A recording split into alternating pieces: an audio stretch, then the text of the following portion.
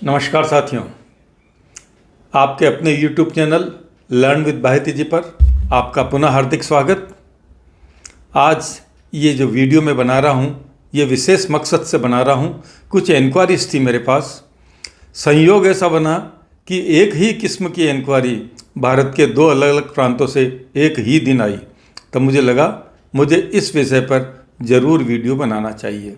दोनों का प्रश्न समान रूप से एक ही था कि जब हम ग्रे कपड़ा खरीदते हैं, ये दोनों ही इंक्वायरीज कुर्ती मैन्युफैक्चरर की ओर से थी, तो वो ये जानना चाहते थे कि जब हम कपड़ा खरीदते हैं तो हमें बताया जाता है कि ये 60-60 का कपड़ा है, ये 40-40 का कपड़ा है, ये 40-60 का कपड़ा है, ये 30-30 का कपड़ा है, तो इसका मतलब क्या होता है और ये 2 बार 30-30 क्यों बोला जाता है, ये 2 बार 60-60 क्यों बोला जाता है और कहीं 60-80 क्यों बोला जाता है।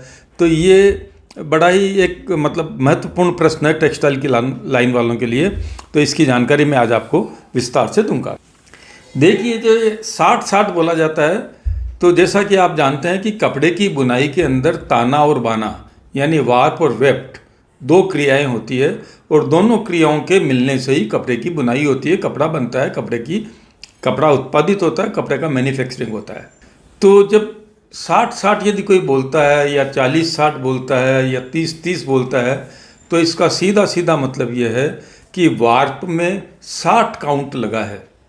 काउंट जानने के लिए मेरे और वीडियो जो हैं, आप लर्न विद बाहिती जी चैनल पे जाइए तो आपको सभी तरह के वीडियो मिल जाएंगे। तो यहाँ जो वार्प में काउंट लगा है वो 60 है, 60 का है। और जो वेफ्ट में काउंट लगा है, यदि आपको बोला जाता है 60-60, तो इसका मतलब है वार्प में भी 60 काउंट यूज़ में लिया गया है और वेफ्ट में भी 60 काउंट यूज़ में लिया गया है। यानी ताना और बाना, वार्प और वेफ्ट दोनों में एक ही तरह का धागा काम में लिया गया है।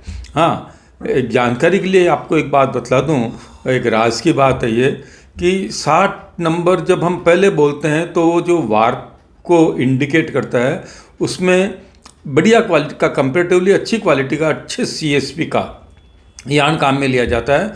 और जो वेफ्ट का साथ होता है उसमें कई लोग स्ट्रेंथ के हिसाब से इसमें CSP आता है, तो कई लोग हायर CSP का यार्न काम में लेते हैं, कई लोग लोअर CSP का यार्न काम में ले लेते हैं, मगर होता वो काउंट 60 ही है।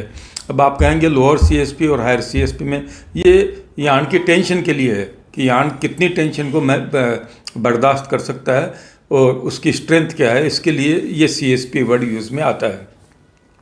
तो एक बात क्लियर हो गई कि 60-60 बोलने का मतलब है वार्प भी 60 है और वेफ्ट भी 60 है।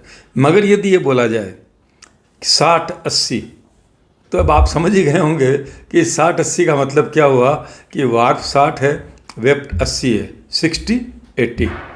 ऐसे ही 16-8, 16-8, इसका मतलब है वार्प में 16 काउंट काम में लिया गया है, वेफ्ट में 8 काउंट काम में लिया गया है। तो ये अलग अलग कंस्ट्रक्शन होते हैं। ये केवल आज जो मैंने आपको जानकारी दी है ये केवल वार्प को लेकर दी है। इसमें फिर आगे और विषय आएगा, जैसे 60-60, 96-88। तो ये 96-88 क्या होता है, इसके लिए मैं आपको एक अलग और वीडियो दूंगा। कुछ ही दिनों में वो वीडियो आएगा, तो आप मेरे चैनल पर बने रहिए, तो आपको इस तरह की जानकारी मैं और अधिक दूंगा।